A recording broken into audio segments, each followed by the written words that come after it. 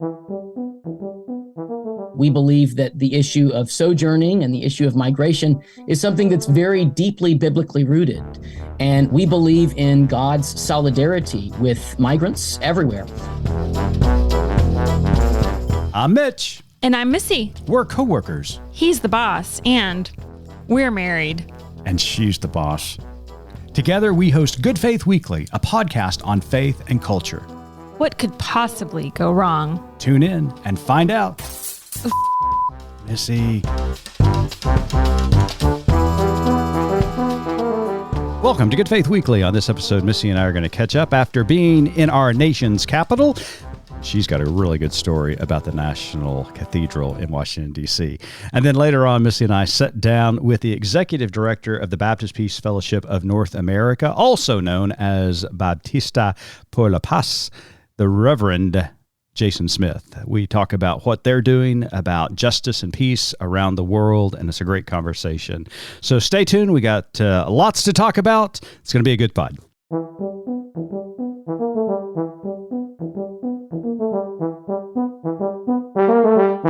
Howdy, Missy.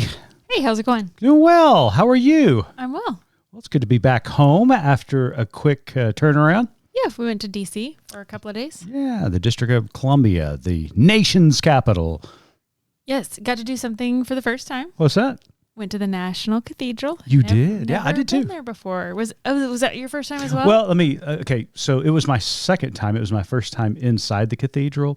The first time I went, I was with one of our church members about 15 years ago, and we had dinner, and we went out to the cathedral to see it. Oh, your mandate. The mandate. Yes, yeah, yes. I was waiting for that. Yes. Okay. Yes, I do remember that. Yeah, I had a mandate. Yeah. We went to the chapel together. Yeah, Gotcha. exactly. So this was actually my second time on the grounds, but first time inside the cathedral. It was beautiful. It was so pretty. But as my random brain goes, as I was taking in the beauty, I got real twitchy. What's that?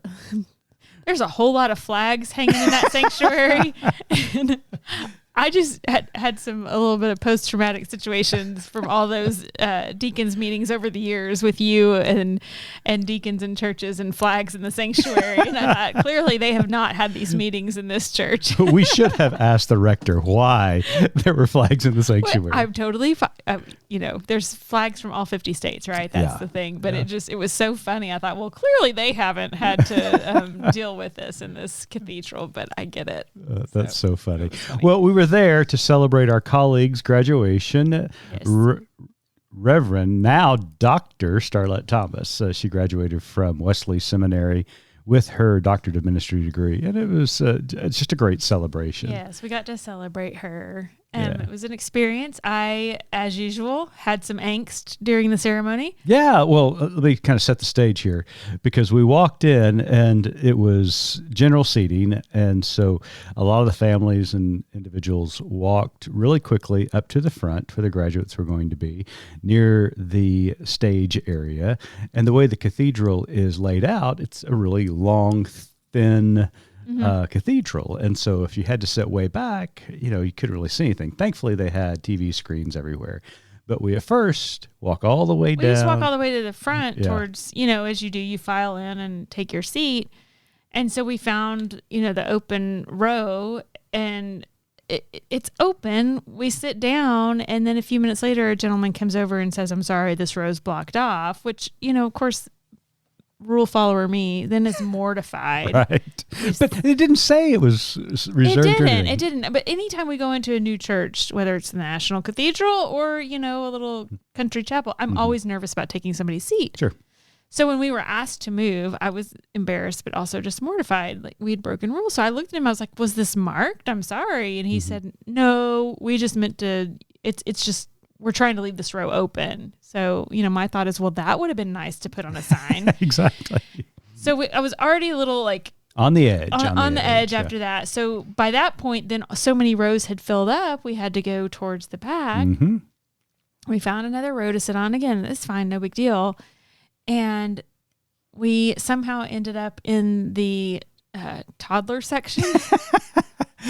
That's an understatement, but yes. I adore toddlers. I just squish their cheeks and just gnaw on them and love them to death. Right. However, in a 2-hour service? Yes.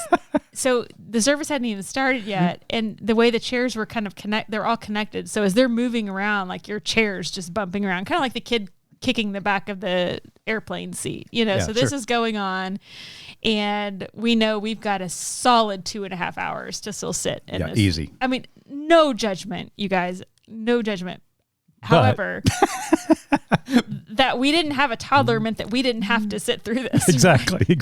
So you look at me and you're like, oh, I could feel the angst, exuding from your body. You leaned over and just said, I'll go find us another seat. It was bad. So, often I could hear the squirrel, going in your head. Again, I'm not all get off my lawn kind of person. It wasn't that at all. It's just that your chair's like just jolting every few seconds as they're jumping up and down. So you went and found us a new seat on the side, like the side section of the cathedral, which was perfect. Not very many people were sitting over there. And so we kind of had a row to ourselves. It was very quiet.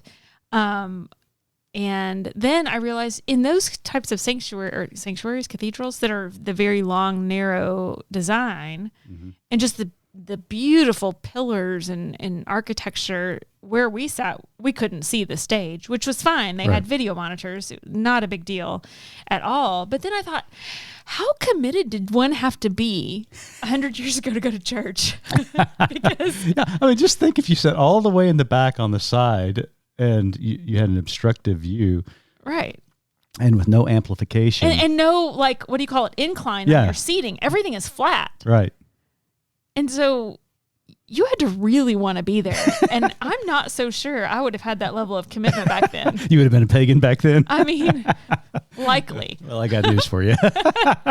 Anyways, you're not much far off from one now. So we're sitting on the side. The graduation ceremony starts. But before it started, somebody came up and announced ahead of time and said, hey, BT dubs, FYI, they didn't use that language, but per cathedral policy, there will be no photographs or videos allowed during the ceremony. At which time you kicked me and said, did you hear that? Because I'm notorious for yes, you're videos. Bad about that. Yeah. So I put my phone in my jacket. And my thought is, this is the National Cathedral. We walked in, there were national security police officers everywhere. I'm not going to risk it and break rules in this situation, right? Exactly. I had a dress and heels on. I didn't want to get tackled that day. So the ceremony starts, and I start noticing lots of people when their student, family member was called, getting up, taking videos. They also said, don't clap for each person, wait till the end. And people were clapping and hooting and hollering and all these things, which, again, I understand. If this were my child, my spouse, my sibling who was, getting their master's or their doctorate, hard earned, I would want to celebrate them in every way possible. And if that meant I stood up and took a picture and broke a rule, I understand. No judgment. But this was making me so nervous. Yeah. You know what's happening right now, right? What? You're revealing your inner fundamentalist. Oh, totally. She's alive and well, y'all.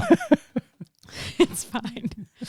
So this was going on. So I'm just, again, I understand and applaud these people, and I celebrate with them and with their families and getting these awards. But at the same time, I'm like, you guys, there's police officers here. You're going to get arrested and taken downtown. Get arrested for taking a picture.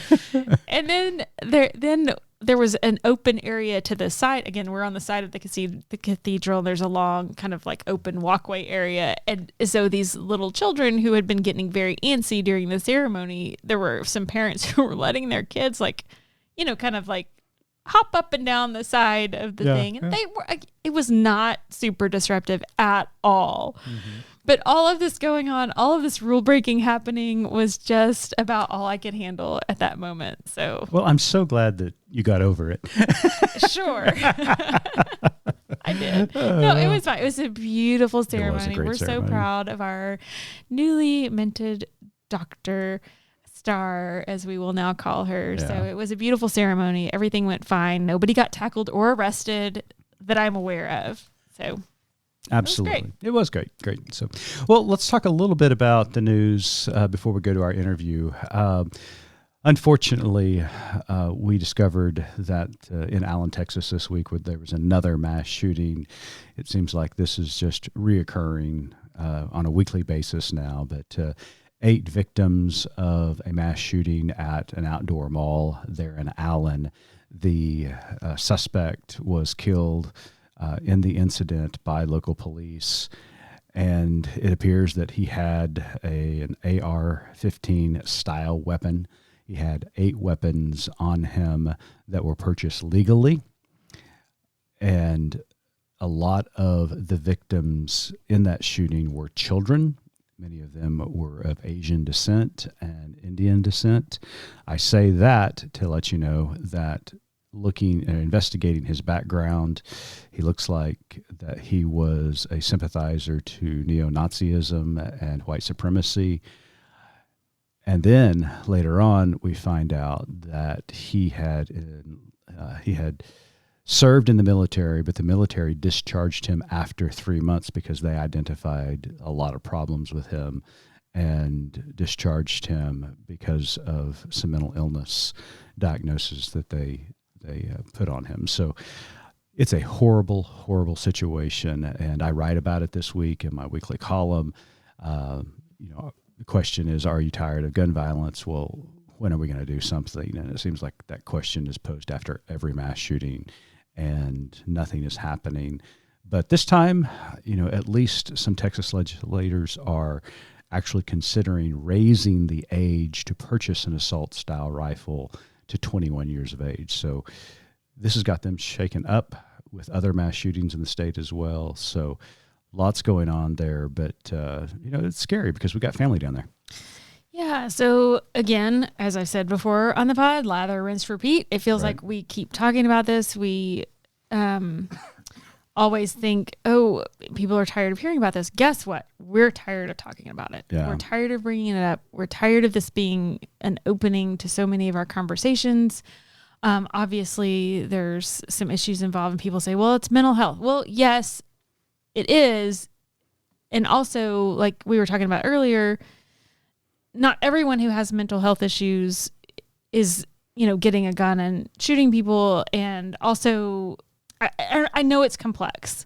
It is complex, but some of the evidence suggests that it's a false herring to put out that this is all about mental illness. Now, in this specific case, this gentleman had mental health issues in the past.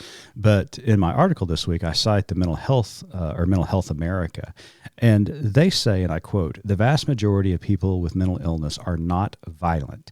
95 to 97% of homicidal gun violence is not carried out by individuals with a mental illness." So, yes, I think we should address mental illness, mental health. 100%, yes. And that's not just because that's not because of guns. Violence. That's just because we should. Right. Because the reality is, and they go on to say, that the majority of suicides are caused because or occur from people who are struggling with their mental health, and they utilize guns to commit the act. And so, yes, we need to deal with mental health and mental illness, because there is segments of gun violence that are directly associated with it.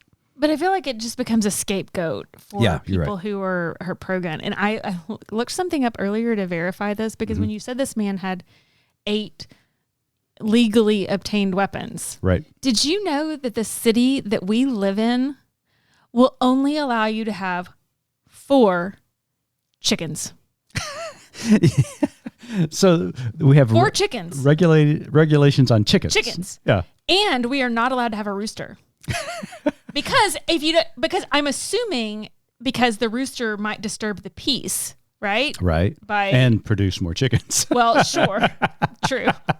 I mean, I've because met I mean, many you're only roosters, limited but to I'm 4. guessing yes. So we can have 4 chickens in our yard. If the government can limit how many chickens you can have, That's a great point. how are we not able to limit even the number of guns you have? Mm-hmm. I mean, I know this is probably... I mean, where is the National Chicken Association to demand... Clearly, they're not lobbying the way the Congress? NRA is. Exactly. Right? We should be able to have all these chickens. That's exactly right. But it's just things like that it becomes nonsensical. Like, when are we going to admit this is a gun problem? It's the guns. I mean, yes, you have people who have... I mean, obviously something leads you to use that gun in a nefarious way. Mm-hmm. And there are many issues we need to tackle, but there are many issues we need to tackle that lead up to that moment.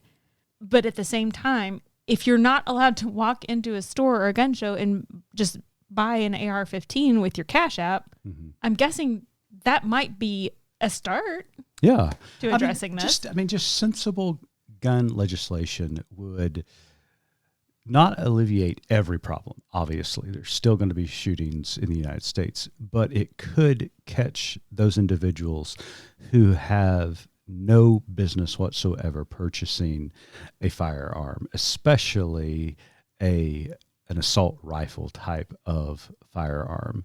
The loophole in the law is if you are a licensed dealer, you have to do a background check. But if it's an individual buyer or a buyer at a gun show or a seller at a gun show, you don't have to conduct a background check. And so anybody can walk in there and purchase a gun legally. Is that state by state or is that national? I thought that was state by state. It's state by state, yeah. But the national law says if you're a licensed dealer, you do have to do a background check.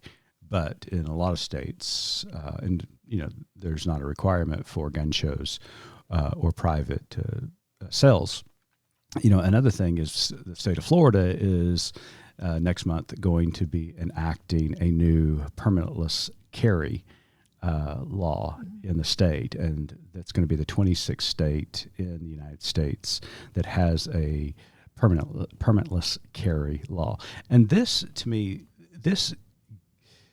in my article, I suggest that these types of legislation are unconstitutional, that they are actually violating the Second Amendment by passing non-regulated laws, because the Second Amendment is very clear that it says a well-regulated militia. Now, we could debate militia, but militias are private citizens, and back then, they gathered together to fight and to uphold the liberties that they held dear. We can debate the word militia, but we can't debate well-regulated. To be a legislature, either in state legislation or the federal government, you take an oath to defend the Constitution.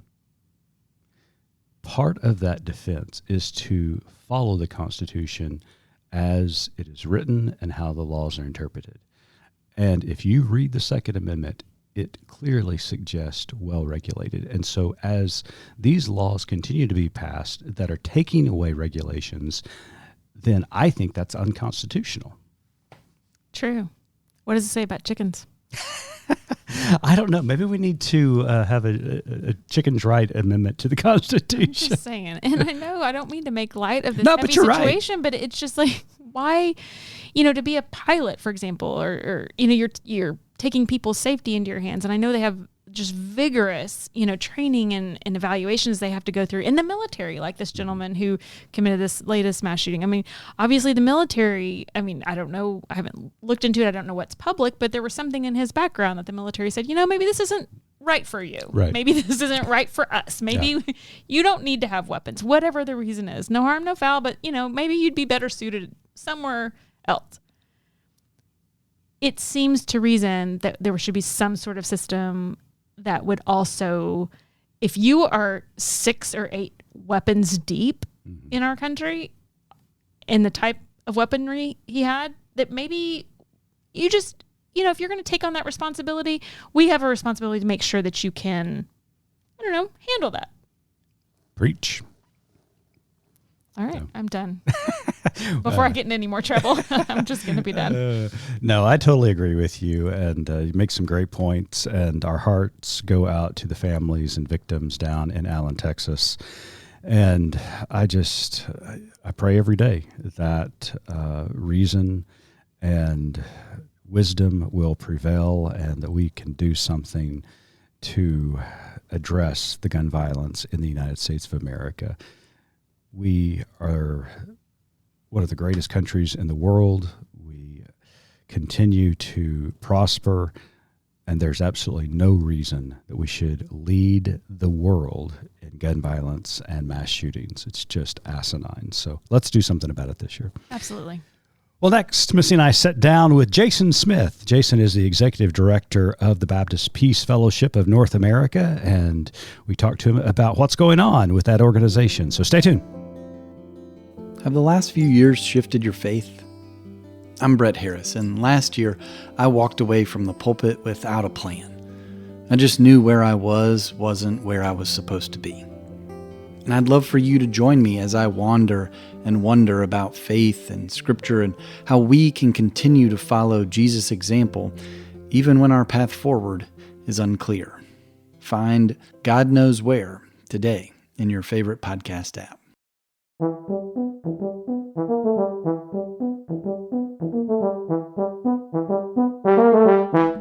Welcome back to Good Faith Weekly. On this episode, we've got a very special guest with us. Reverend Jason Smith is the executive director of Bautistas por la Paz.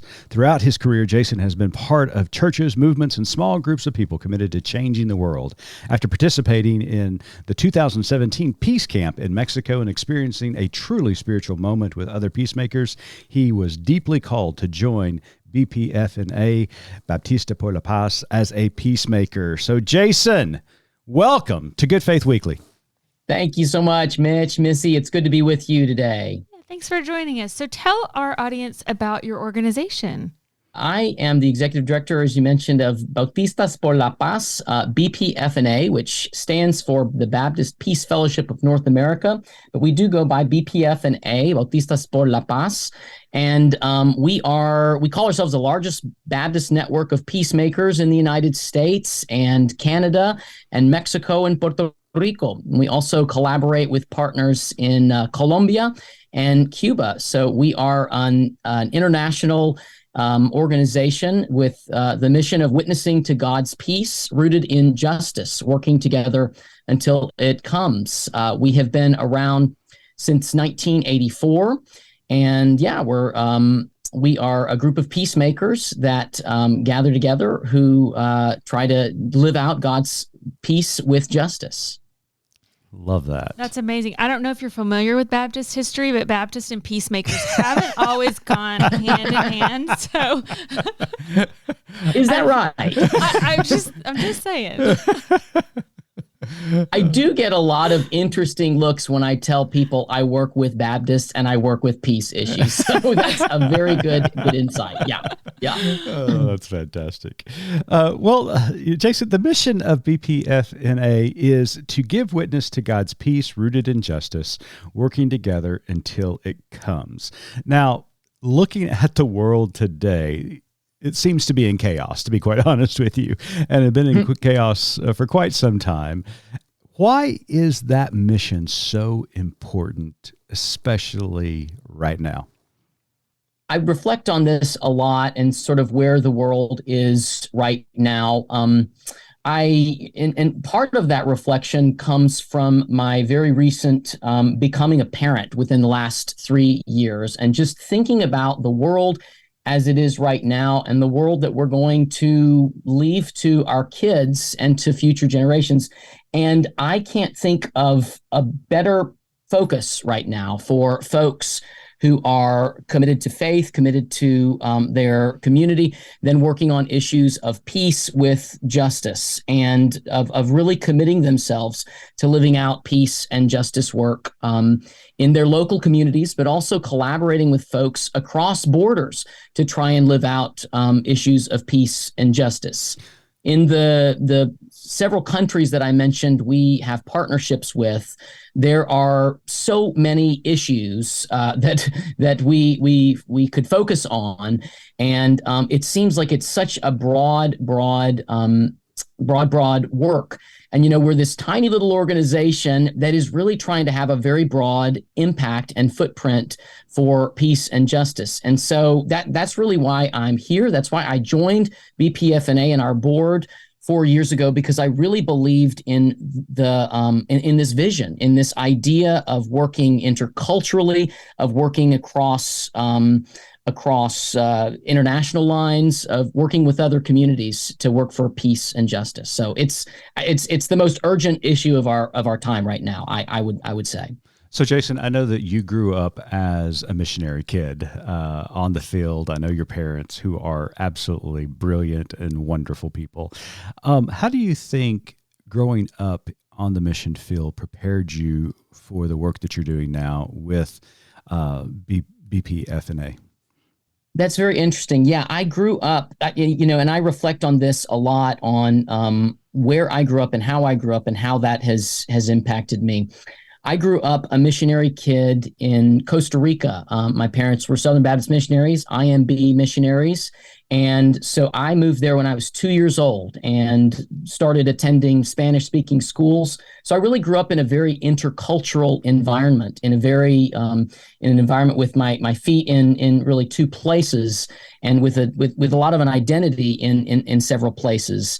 And so I was able to see, it's a lot of the differences in how people live and how people experience life. And so, one of the first times, though, I remember really realizing, how I could really impact folks with issues of peace and justice was when I was about 11 years old. My parents used to host we called them mission teams, but they were really groups of volunteers from different parts of the United States in Costa Rica. And we hosted a team, I remember, from Kansas City at a banana plantation in a rural part of Limon, Costa Rica. And this was a banana plantation where we had worked with a little Baptist community there. And we hosted this group, and it was a team of optometrists who came down to offer, medical care, to offer optometry care.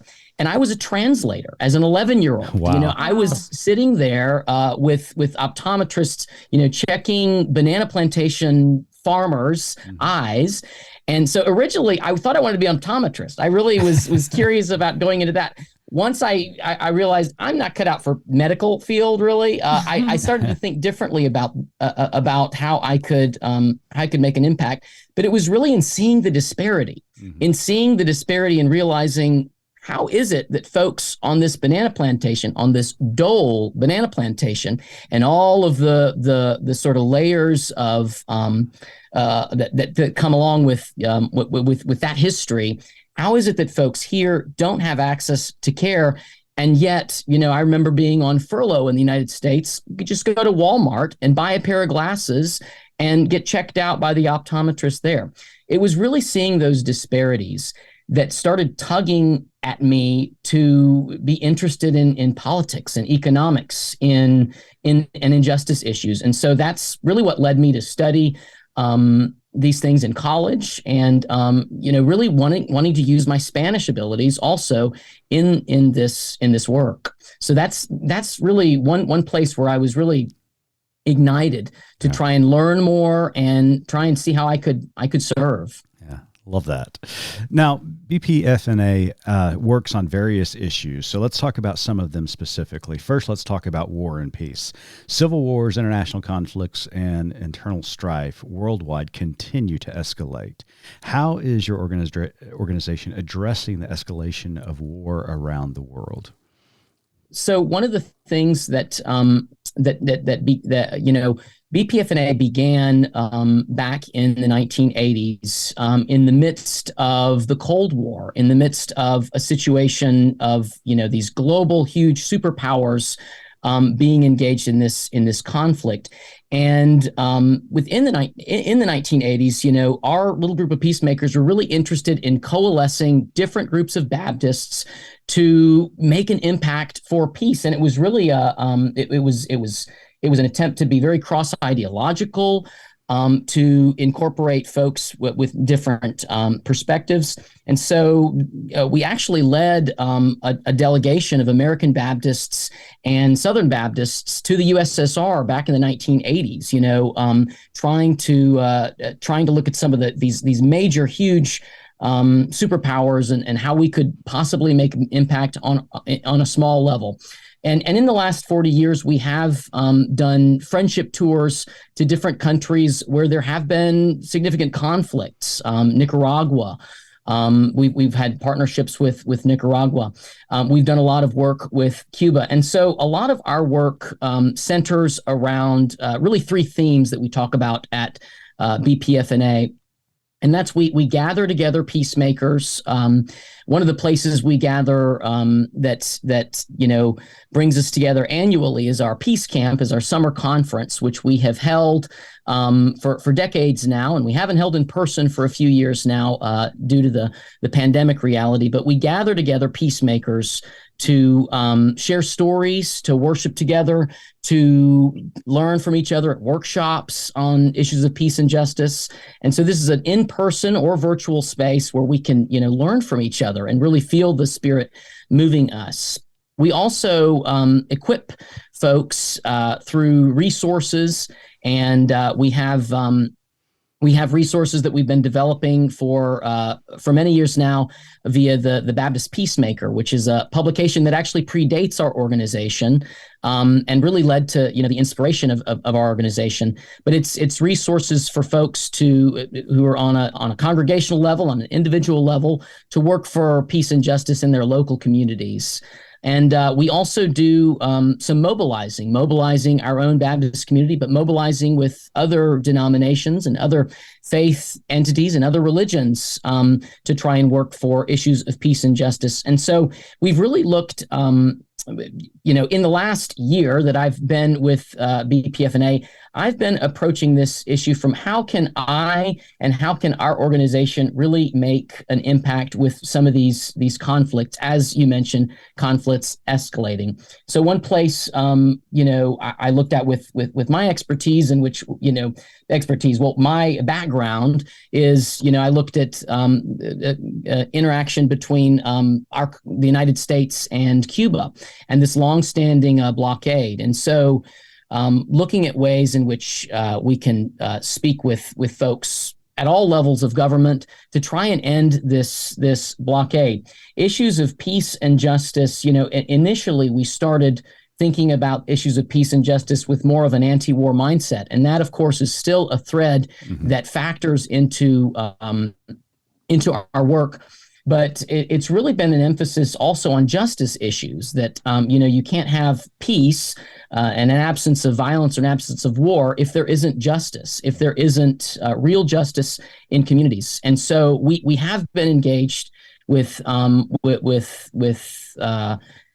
efforts to try and end war and trying to bring peace in small levels to the world. But there's also been that emphasis on trying to sow seeds of justice and trying to feel the wind of the Spirit moving us toward justice issues in different contexts as well. That's great. So that's a little bit about our approach. Yeah. Good. So you mentioned resources. How can our audience find those resources?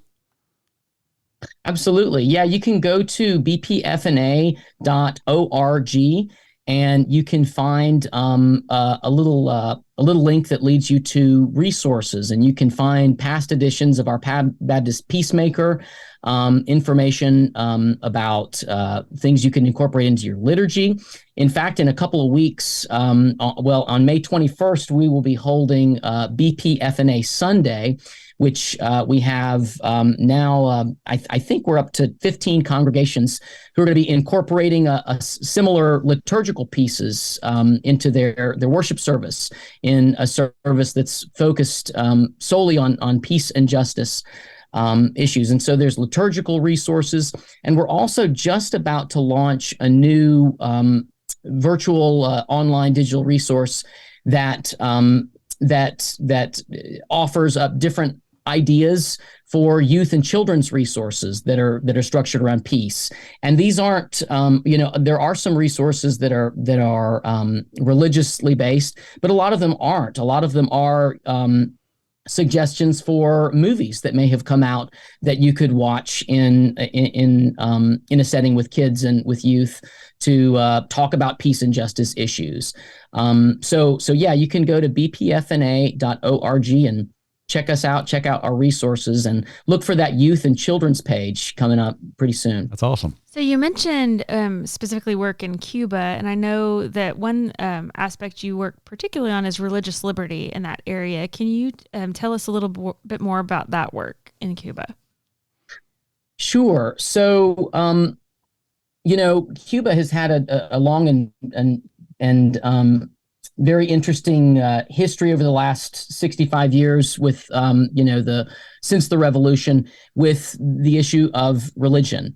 And of course, for a long time, the government really tried to keep religious actors under control and tried to prevent a lot of religious activity in the beginning. But really, since the 90s, the government has been making a lot of changes, and there's been a lot more openness toward religious groups for being able to thrive and grow. And one of the groups that we work with, that I know other Baptist groups work with, is the Fraternity Baptist Churches of Cuba, La Fraternidad. And we've worked with them, since the very beginning, since they began in the late 80s, with just partnerships and engagement with Cuba. But in the last few years, there have been some significantly, some swings back and forth with issues with Cuba. President Obama, toward the end of his term, opened up or tried to open the way for Cuba to have more normalized relations with the United States. But a lot of that effort changed dramatically under the Trump administration. And even, most recently, with regards to your question about religious liberty, the Biden administration has placed Cuba on a list of countries, according to their International Religious Freedom Report, of countries that suppress religious liberty or keep religious liberty tamped down. And so, a few months ago, I wrote an article in our Baptist Peacemaker about how, I bear witness to the presence of religious liberty in Cuba. And while things are not perfect, and I do not argue things are perfect with all, in all areas in Cuba, there is a deep amount of religious expression in Cuba. It exists in a very different format, a very different definition of how that religious liberty is expressed, how religious groups engage with the government in Cuba. But I just wanted to bear witness to the fact that I worshiped in communities that were registered by the government. I worshiped in which was Baptist churches. I worshiped in a Pentecostal church that was not registered by the government. That was just a group of individuals that gathered together, and I preached in a very Pentecostal with a very Pentecostal congregation that was very alive and active and very filled with the Spirit. And I also had the opportunity to lead worship with the Cardinal of Cuba, believe it or not. And I 15 minutes before an ecumenical service, I was asked to read the gospel lesson. And so I just feel like there's this idea that religious expression does not exist in Cuba. And while it is very different than the way we express ourselves in other countries, in Canada, in Mexico, in the United States, it does exist. It is there, and there are people of faith who are working very hard for peace and justice issues in Cuba. Wow. Thanks for that. Appreciate that. Now, let's talk a little bit more about your work in Latin America. As you know, this week, Title 42 is coming to an end. And with that, there is expected a a lot more migrants who are going to be making their way up through Mexico to the Mexico-U.S. border. What work has your organization done to assist migrants, to help churches in their ministry to migrants? Because this is just a huge issue. It is, absolutely. And, many of a lot of our focus in Latin America has lifted up this issue of migration. And, the topic of migration is deeply related to issues of peace and justice. Why do people leave their communities? Why do people move? A lot of the time it's for economic reasons. A lot of the time it's because there is no peace in their community and they're looking for safety and security. And so our organization has been very active in supporting folks who are working in their local communities to encourage and offer safety and offer protection for migrants. We have several congregations that offer that serve as sanctuary congregations, and we support their efforts and offer ourselves as a partner in that effort as well, and in trying to offer safety and offer security and offer a place to just live and thrive for immigrants who might have reached this country, but their immigration status might still have some questions or might still be in process. And so we've supported congregations that are sanctuary congregations. Most recently, we wanted to do a project to lift up the voices of women who are working with other women in migration. A lot of times, the journey for the journey for migrant women is even more intense than it is for men or other persons. And so we wanted in March for Women's History Month, we wanted to lift up the voices of women who worked directly with migrants. So we had a series of 4 webinars where we talked with community organizers, with leaders in Tijuana and in Mexico and in Cali, Colombia, that work with migrants from Venezuela, and just to hear their stories, to hear how the journeys for migrants are so intense, are so difficult, and how individuals and congregations can offer resources, can offer prayers, obviously, but offer their partnership to supporting efforts to be with migrants. As Baptists, as followers of Jesus, as people who follow God, we believe that the issue of sojourning and the issue of migration is something that's very deeply biblically rooted. And we believe in God's solidarity with migrants everywhere. And so we want to parallel that. We want to live into that and follow the Spirit in supporting migrants everywhere. And so we're really happy to engage in that project of lifting up their voices. Videos from those sessions, by the way, are available on our YouTube page, our BPFNA YouTube page, and was really happy we were able to get to do that project. Great. Absolutely. Well, Reverend Jason Smith, Executive Director of Bautistas por la Paz, we really appreciate you being part of Good Faith Weekly this week. But before we let you go, Missy's got one last question for you. I have 2 last questions. Oh, okay. She's got 2 questions. You kind of stepped in front of me there. Sorry, I apologize. I tend to do that. Yeah. So let our listeners know how they can become involved with your organization. Absolutely. Folks can join us online first and check out our page on bpfna.org. And one of the first things you'll see is an invitation to our Peace Camp, which we are holding for the first time in person since 2019 in Puerto Rico. It's going to be right after the American Baptist Church's biennial. It'll be June 26th through the 30th, and there's still some spots, and we encourage folks to check us out and join us in Puerto Rico for a week of sharing stories, of learning from each other, of celebrating together, and and yeah, come join us at Peace Camp. And yeah, we encourage you to check us out for other events that we hope to have. We haven't had a lot of in-person events in recent years, obviously, but we really do want to have more in-person events and continue our virtual presence as well for peace and justice. That sounds great. Thank you so much. Well, Jason, as you know, our tagline at Good Faith Media is "There's more to tell." So in light of our conversation today and the work that you do, what is your more to tell? My more to tell would be for folks not to forget our call as followers of Jesus, as human beings, to live out peace in the world and to really embrace a holistic choice to embody peace in the world.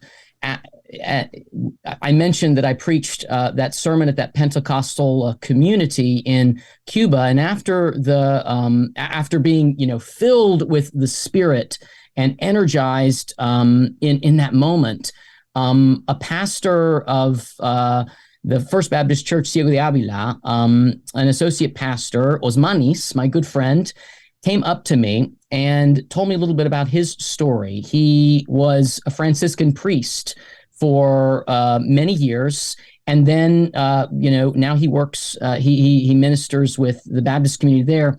But he gave me this right here. I know our viewers can't see it, but it's the towel.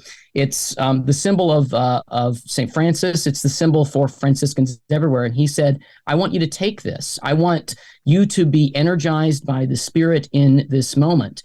And so I do. I wear this towel, and I feel in solidarity with those who seek to be peacemakers everywhere, whether they're Baptist, whether they're Christian, whether they practice any faith, to be in solidarity with movements for peace. And so that would be my story to tell, and really is a part of my life journey. And I hope folks can embrace and be inspired to live out issues of peace and justice in their communities. Well, I've also learned in my research of you that we have we have a few patron saints of the pod. One of those is Ted Lasso. So I feel like with a quote of Ted Lasso's, "Doing the right thing is never the wrong thing." Yes. And I love that that's what your organization is doing and promoting, and that's how you are seeking to achieve peace throughout the world. So, wow. Quoting Ted Lasso. Amen, Ted Lasso.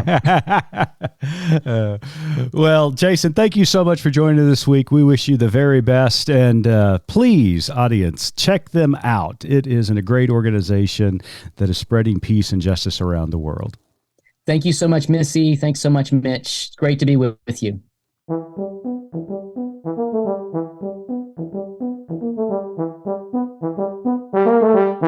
We talked about a lot of really cool things that they're doing. Yeah, one thing that stood out to me in the beginning, when just in our conversation, was the story about when he was an 11-year-old and ended up being kind of a de facto translator for the optometrist who came in to provide vision care for the folks who were working on the Dole plantation. Yeah. And I thought, obviously, that was a pivotal experience for him. Sure.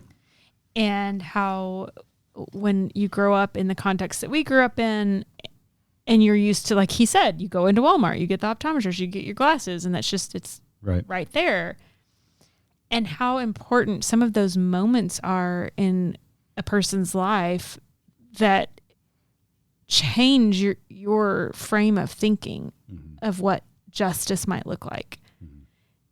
And how once you see something, you can't unsee it. Right. And to know that these people who are working for a major corporation are still needing, mission type work just to get basic vision care. And how I wish that everyone, including myself, could experience more of those moments, those reality checks, as I would kind of term them, of that not everyone lives as we live. What was really intriguing to me about that story is he was an MK, he was a missionary kid. This happened to him when at a fairly young age, and obviously it left such an impression on him that he has dedicated his entire life advocating for peace and justice.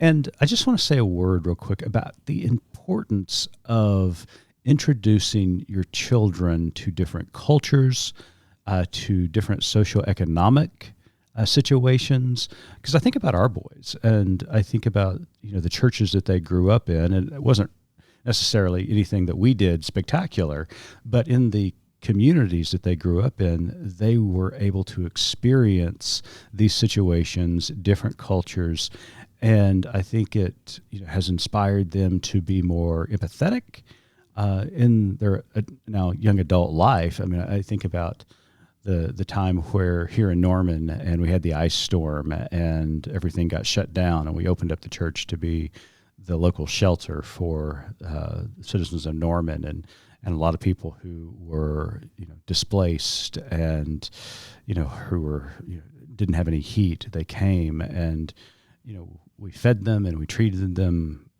just like anybody else, and loved on them and cared for them and laughed with them. And it was good for our kids to see that and to experience that the world isn't the same for everybody.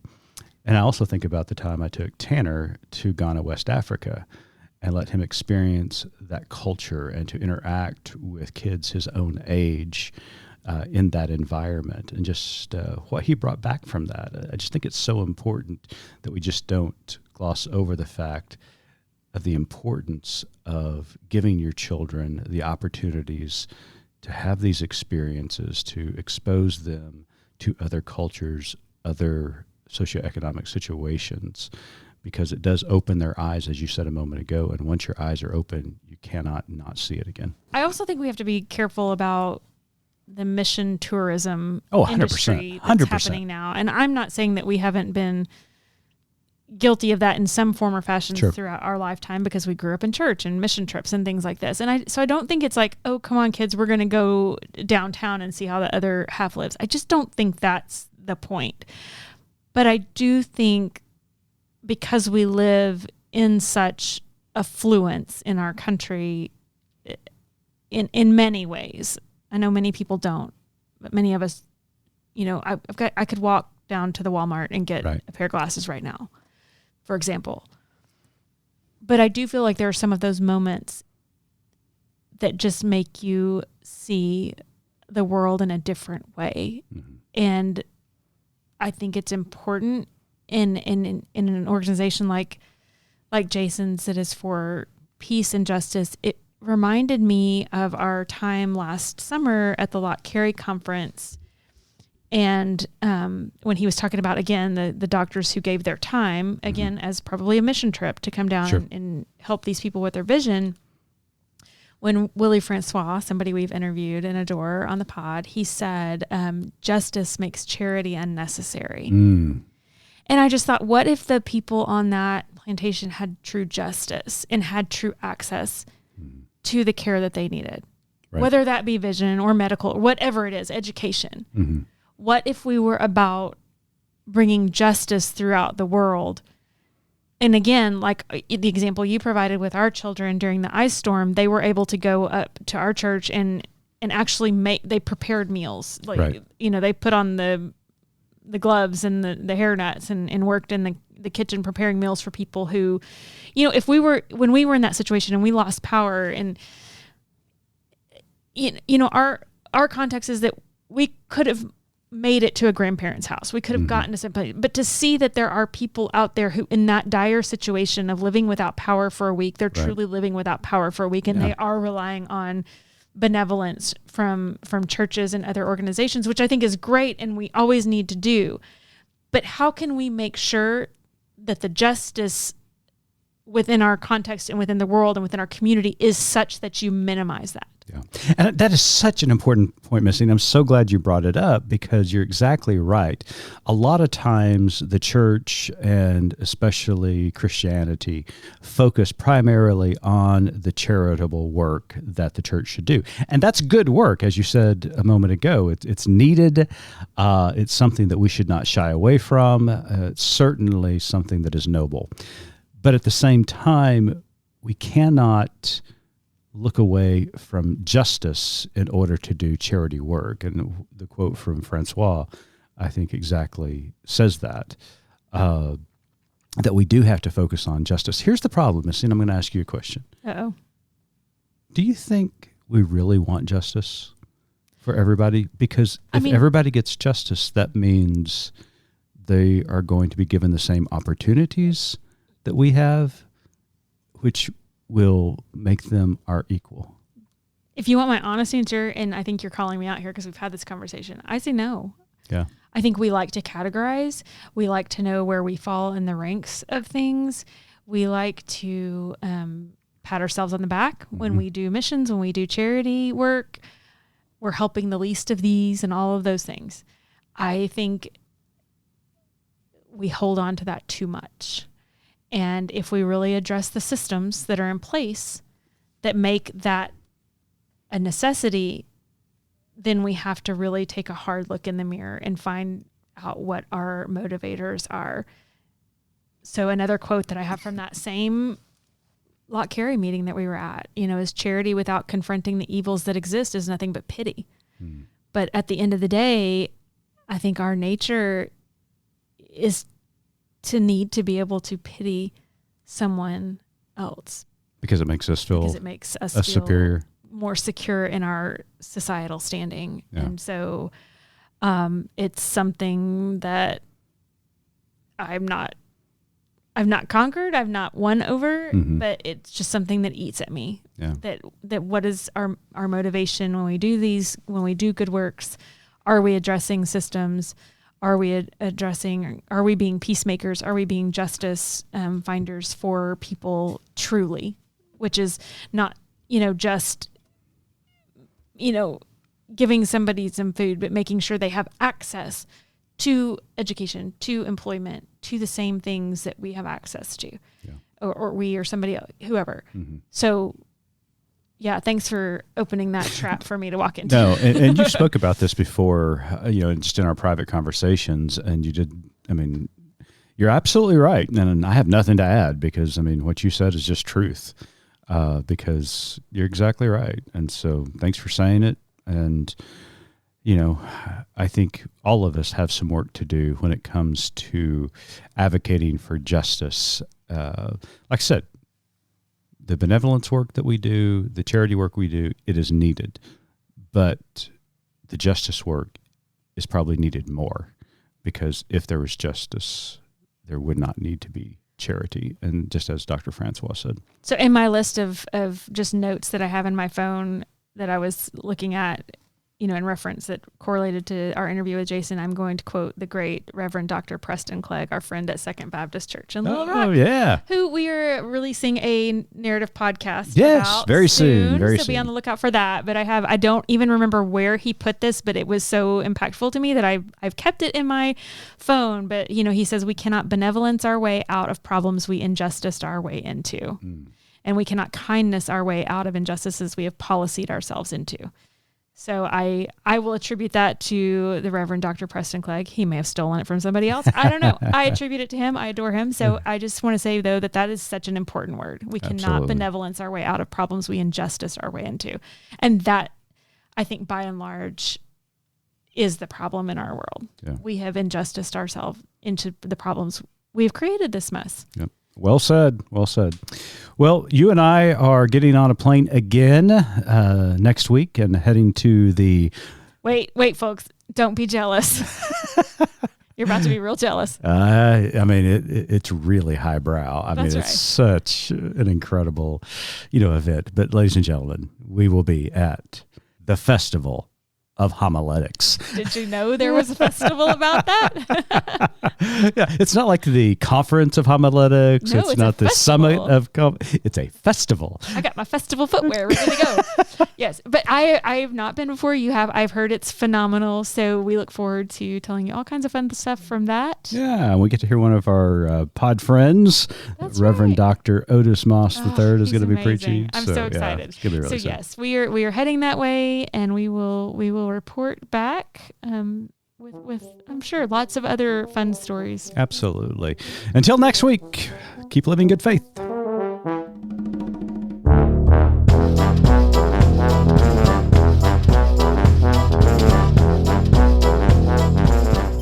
You've been listening to Good Faith Weekly, hosted by Mitch and Missy Randall. This weekly podcast from Good Faith Media discusses matters of faith and culture. Subscribe wherever you get your podcast and give us a like and a glowing review. We produce the podcast out of Norman, Oklahoma. Our music comes from Pond 5. And we're supported by listeners like you. Learn more about us at goodfaithmedia.org.